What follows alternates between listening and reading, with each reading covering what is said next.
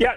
So look, I think the AI industry in particular has a very acute version of the sort of challenge that you identified with, and and I don't say this negatively, just an observation, which is that they're, like in sort of a normal technology company, you've kind of got engineers who make products, and then you've got kind of salespeople or marketing people who sell them. In the AI companies, you have this third tier of the quote unquote researchers, Yeah. right? And so which has worked out incredibly well. I mean, the researchers have done they've just done like amazing breakthroughs at these companies, but the handoff, there's not necessarily a clean handoff from the researchers to the market.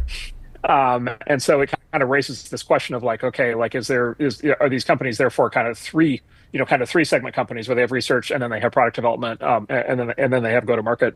And I think that's a really open issue. I mean, if Google's kind of a case study of this. You alluded to DeepMind, but even more broadly, Google developed the Transformer in 2017, and then they basically let it sit on the shelf, right? Because it was a research project. They didn't productize it. They were very worried about, from people I've talked to, they were very worried about the brand issues and safety issues. Kind of all these. They had all these reasons to not productize it.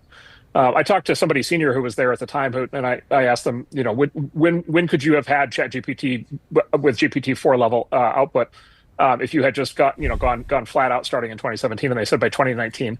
Yeah. They already knew how to do it, and then they've now caught up, but it took an extra 5 years to catch up.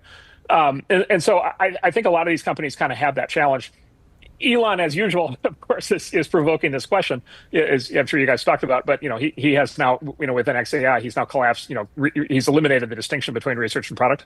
Yeah. And so, of course, he's pushing this as hard as he can. And I think it's a good question for a lot of these other companies, kind of how hard they want to push on actually getting these things in fully productized form out to the market. Yeah, yeah. On Elon's distinction, it feels like there is more research to be done, but it feels like we're entering like a new cycle of just focus on the engineering, focus on the deployment, the applications. Let's get all this technology out into the world. Let's reap all that benefit. And yes, there will be a different track of fundamental research that's happening somewhere, but it's really, really hard to predict. And so if you have something that's working, just double down and just go really aggressive on